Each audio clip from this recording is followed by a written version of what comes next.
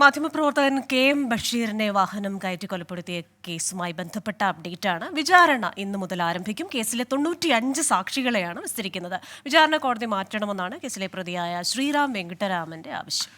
V ജയശങ്കറാണ് ആ വാർത്തയുടെ കൂടി വിവരങ്ങളുമായി ചേരുന്നത്. ജയശങ്കർ, വിചാരണ ഇന്ന് ആരംഭിക്കുകയാണ്.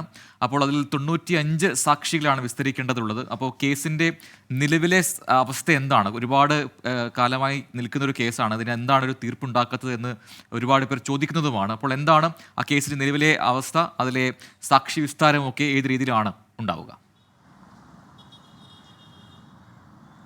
അതായത് പ്രജിൻ ക്രിസ്റ്റീന വളരെ വർഷങ്ങളായി വലിയ വിവാദങ്ങളുണ്ടായൊരു കേസാണ്. ഇതിലെ മുഖ്യപ്രതി സംസ്ഥാനത്ത് ഇപ്പോഴും സുപ്രധാനമായ പദവിയിൽ തുടരുന്ന ഒരു IAS ഉദ്യോഗസ്ഥനാണ്. എന്തായാലും ഈ കേസുമായി ബന്ധപ്പെട്ട വിചാരണ ഇന്ന് തിരുവനന്തപുരം ജില്ലാ സെഷൻസ് കോടതിയിൽ ആരംഭിക്കുകയാണ്. 95 സാക്ഷികളെ ഈ കേസുമായി ബന്ധപ്പെട്ട വിചാരണ ചെയ്യും. ഒപ്പം തന്നെ ഈ അന്വേഷണ ഉദ്യോഗസ്ഥരായ പോലീസുകാരെ രണ്ടാം ഘട്ടത്തിലായിരിക്കും വിചാരണ ചെയ്യുക. വലിയ തോതിൽ വിവാദങ്ങൾ ഉണ്ടാകുന്നുണ്ട്. ഇപ്പോൾ ഇന്നു മുതൽ കോടതിയിൽ ഇതിൻ്റെ നടപടികൾ ആരംഭിക്കാനുണ്ട്.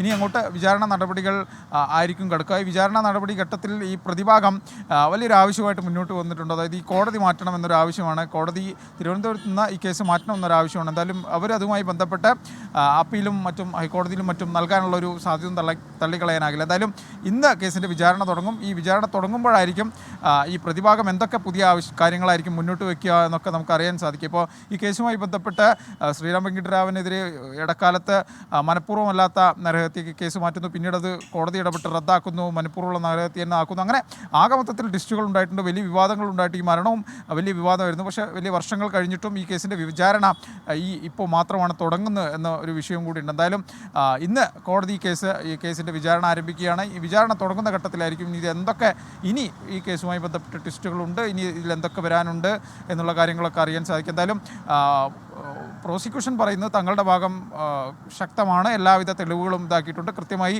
തങ്ങൾ കൊണ്ടുവന്ന സാക്ഷികളെല്ലാം തന്നെ തങ്ങളുടെ കൂടെ നിൽക്കും. പ്രതിക്ക് കൃത്യമായ ശിക്ഷ വാങ്ങിക്കൊടുക്കാൻ സാധിക്കുമെന്നാണ് പ്രോസിക്യൂഷനുമായി ബന്ധപ്പെട്ട അഭിഭാഷകരൊക്കെ ചോദിക്കുമ്പോൾ പറയുന്നത്. പ്രതിഭാഗവും അതുപോലെ തന്നെ തങ്ങളുടെ വാദങ്ങൾ കോടതിയിൽ പറയാൻ ഉറച്ചു തന്നെയാണ് കോടതിയിലേക്ക് വരുന്നത്. Prajin and Christina. ശരി, വി ജയശങ്കറാണ് വിശദാംശങ്ങൾ നൽകിയത്.